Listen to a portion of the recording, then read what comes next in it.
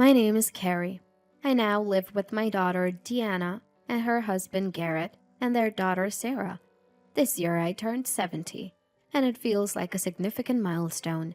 My husband Matt passed away 3 years ago due to illness, and originally I was living alone until my daughter and her husband invited me to stay with them. Mom, won't you come live with us? What? But wouldn't I be a burden? No, we want to live with Carrie. It's not exactly payback, but we really appreciate everything you've done for us, Carrie. Why don't we all live together happily? I was feeling lonely living alone, so I was grateful that they cared so much. Sarah, my first granddaughter, is such a good kid, and I'm living happily now. Feeling the need for a purpose in life, I'm fortunate to be healthy and currently working part-time at the checkout counter of a supermarket. It's a small supermarket, but well loved by the locals and everyone is friendly. Even the young part-timers look up to me, and I have no complaints. However, there is one thing that bothers me. That is, oh, working part-time again today, Carrie? Catherine, welcome. The woman who comes to the supermarket is Catherine, my son Polly's wife. That makes her Deanna's sister-in-law. She got married just before Deanna did and lives a bit far from here. Honestly, I've never gotten along well with Catherine. It seems she didn't think highly of me from the beginning, and she often made snide remarks, even during greetings. Catherine, let's get along well from now on. Carrie, that's fine. You don't need to bother. What? You don't need to worry about us, so please don't interfere too much, okay? I'll handle family matters just fine. We don't want any mother-in-law and daughter-in-law conflict, do we? It's stressful for both of us.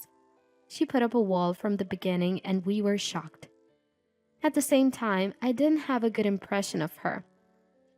Matt didn't think highly of Catherine either, but Polly seemed quite smitten with her. I'm definitely going to marry Catherine, he used to say. Polly was a troublemaker since he was young and we often struggled to handle him. He had behavioral issues at school and we were frequently called in. Matt initially wanted to discuss it at home, but eventually he gave up. Polly finally got a job and started working, and just when we thought we could relax, he brought Catherine to introduce her to us. Catherine was a strikingly beautiful woman with a flamboyant appearance. On the day of the greeting, I cooked a big meal, but Catherine didn't seem to like it.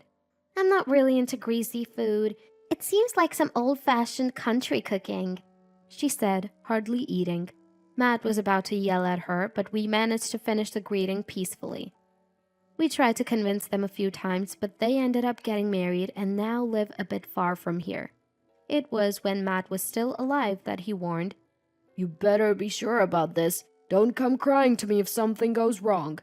But Polly was full of unfounded confidence, saying, It'll be absolutely fine. We only saw each other at Christmas gatherings, but ever since I started my part-time job, I happened to run into Catherine at my workplace. That encounter is unforgettable because of how shocking it was. Oh, isn't that Carrie? Catherine, why are you here? Why? Isn't that rude to say to a customer? Sorry, I was just surprised. And here you are at 70, working as a part-timer. Are you struggling for money? Or have you run out of money to give to your sisters? Catherine, with her condescending attitude, continued to make snide remarks, taking advantage of the fact that it wasn't busy. Apparently, though they lived a distance away, she just happened to be shopping nearby, and we happened to meet. No, I started part-time work because I thought it would be fulfilling. Everyone at work is nice and I'm content. Catherine seemed surprised for a moment at my words, but then burst out laughing. Carrie, don't push yourself. You don't have much time left anyway. I was just stunned by her words, suggesting a person's lifespan is so carelessly. As the line at the register started to grow, Catherine left.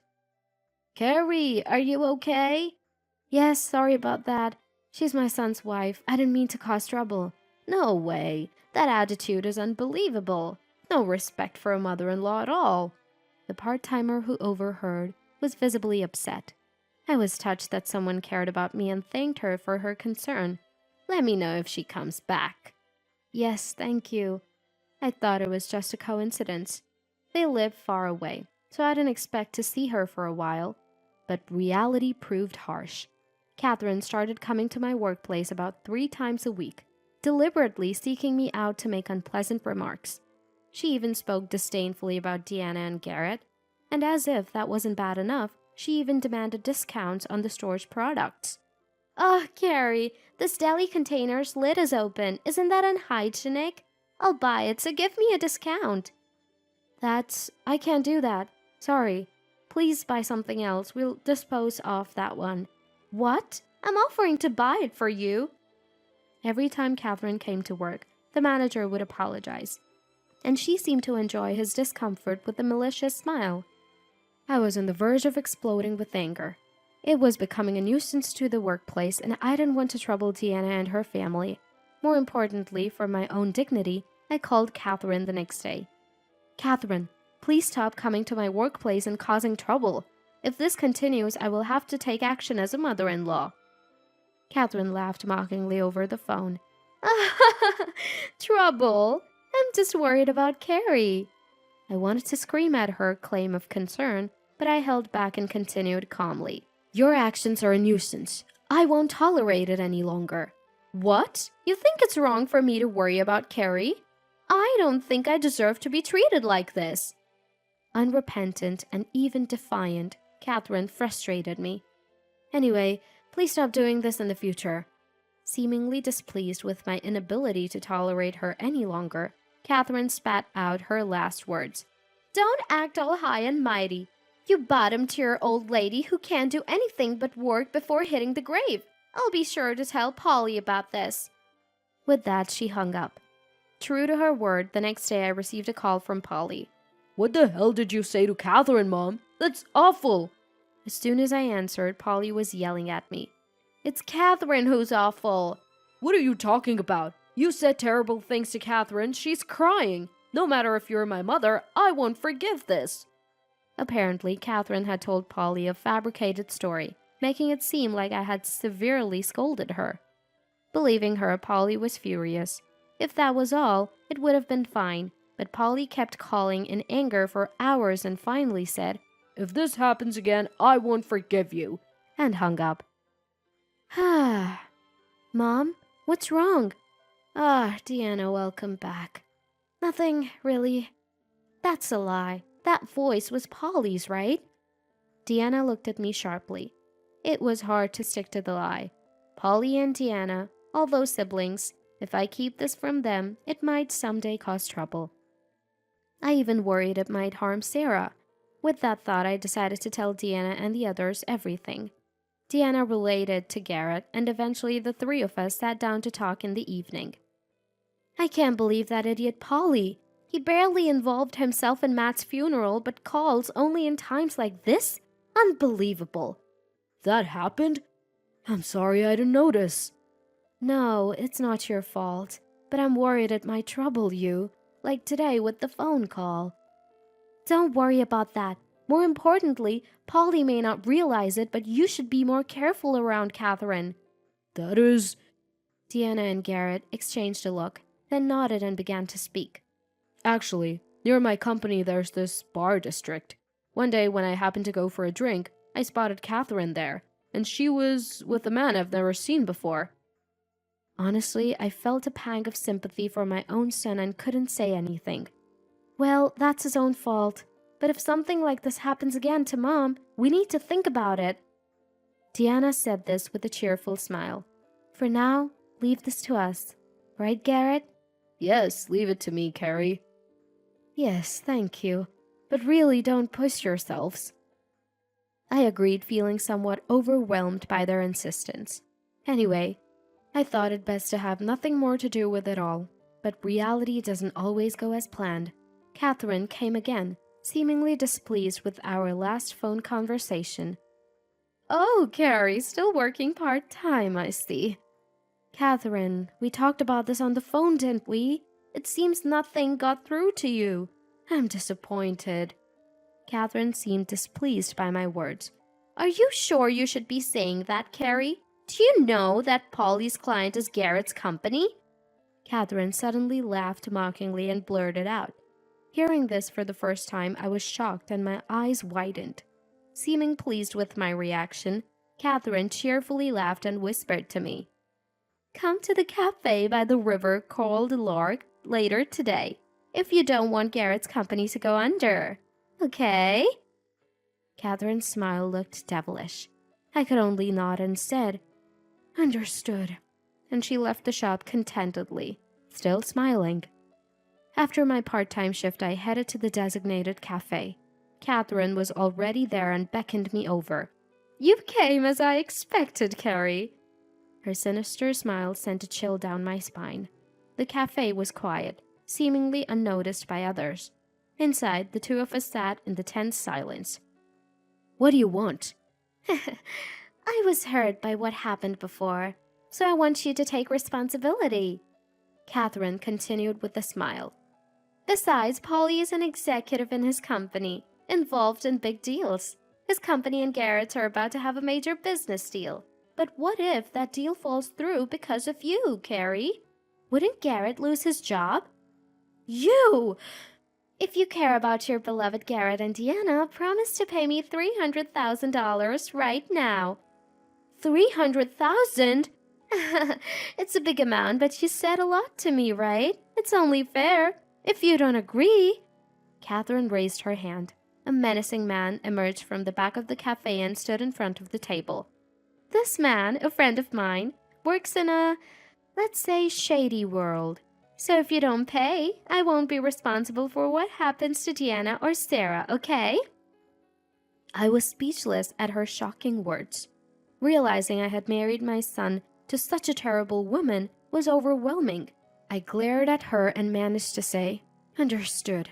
"I appreciate your understanding. And you know what will happen if you tell Deanna or Garrett about this, right?" "Yes." "Then I look forward to your cooperation, Carrie."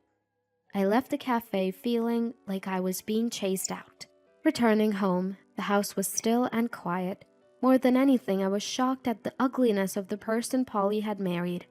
Sighing, I sat in front of my husband's picture. "Dad, I'll do my best. I will protect what you left me in my own way." Declaring this, I steeled myself. I was determined not to let Catherine have her way. "Remember this. I'll make you regret everything you've done." First, I set a date to transfer the money to Catherine. Having agreed to pay and knowing she expected it, I calmly set a time frame to prevent any harm to Deanna or Sarah.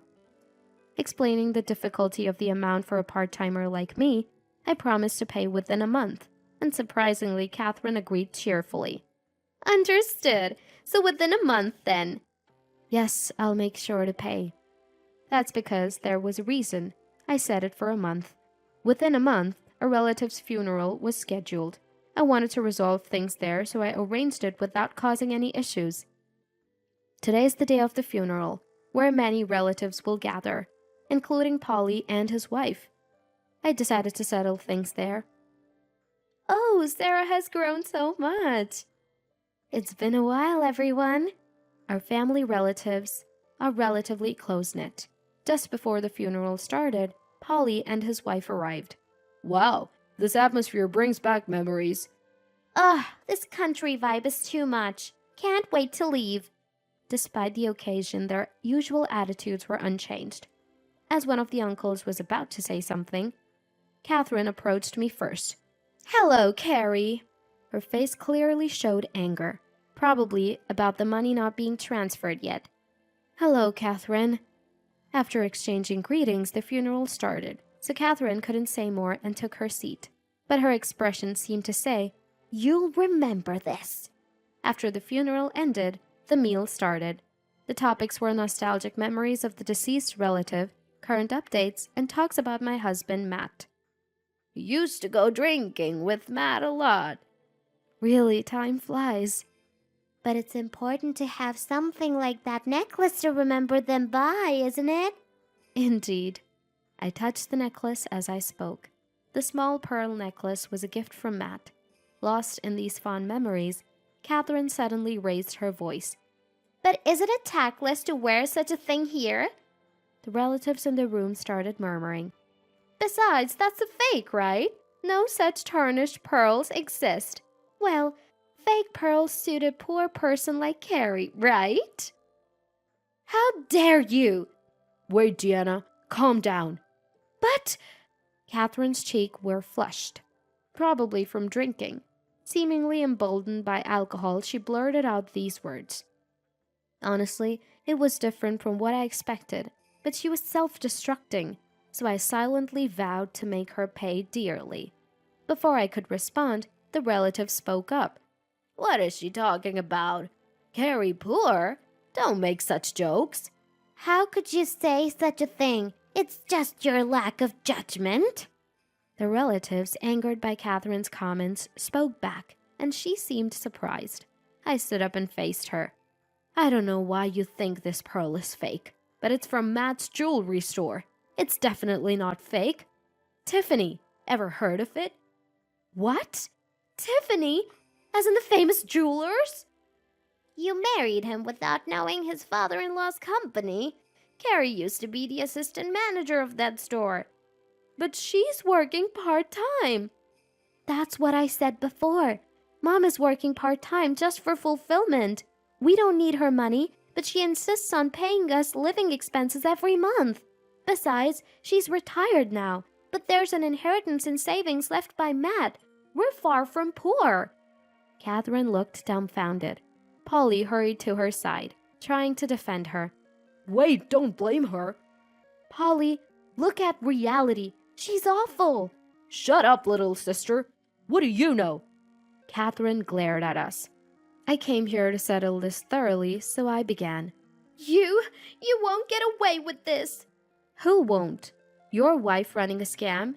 And if it gets out she has a boyfriend, you'd be the one who couldn't bear it. What? How do you know that? About that, let me explain. Here's the proof. Garrett showed documents revealing various truths. Photos included the cafe I visited, the man Catherine was with, and Catherine walking closely with the man who wasn't Polly. What's this about? Yes, Catherine had been involved in scamming people with bad friends from her student days. That was the full story behind her treatment of me, and Polly was partly to blame too. Polly, while our companies do business, I've never heard your name mentioned. But you've been telling Catherine you're an executive, but you hold no such position, right? What? You've been lying to me? Hearing Garrett's explanation, Catherine started screaming. Sighing, I retrieved an attached case from the reception, opening it in front of them. It contained $300,000 in cash. Here's the $300,000 you unfairly demanded from me, Catherine. Emphasizing unfairly, she glared at me, her face turning red. I had recorded everything from the day she took me to the cafe. I never intended to treat my son and wife this way, but I thought it was best for them to learn a hard lesson. However, the condition is that you never appear before us again. You've caused enough trouble, and when I die, you won't get a penny of my inheritance. Wait, Mom, I'll leave Catherine. What? Polly, when you decided to marry Catherine, Matt and I tried to stop you. Weren't you going to be happy with her? You're her husband. Don't change your attitude now. Support her until the end. What? Stunned, the relatives started shouting, That's right. Get out of here. Initially, the two of them talked back, but they couldn't stand against the majority and left the shop meekly. Carrie, that must have been tough. Are you okay? Yes, I'm sorry everyone for causing such a commotion. Don't worry about it. Your uncle would be pleased too. Mom, Deanna, Garrett, thank you so much. I've caused trouble for you too. Not at all. We just did what we wanted to do. Finally, I feel like everything has cleared up and life is returning to normal. Afterward, it turned out Catherine was involved in various other fraudulent activities and ended up getting arrested by the police. Polly came crying to me soon after, but since Matt had warned him repeatedly, I decided to keep my distance. The commotion seemed to have spread rumors to Polly's company, and now he's been demoted, working at a subsidiary. As for me, I continue with my part-time work, living a peaceful life. This pearl you gave me, it helped me through this ordeal. Perhaps there's really power in the things our loved ones leave behind. Despite getting wrapped up in various issues, this experience made me realize the supportive people and warmth around me. From now on, I plan to live my remaining life never forgetting to be grateful for each day.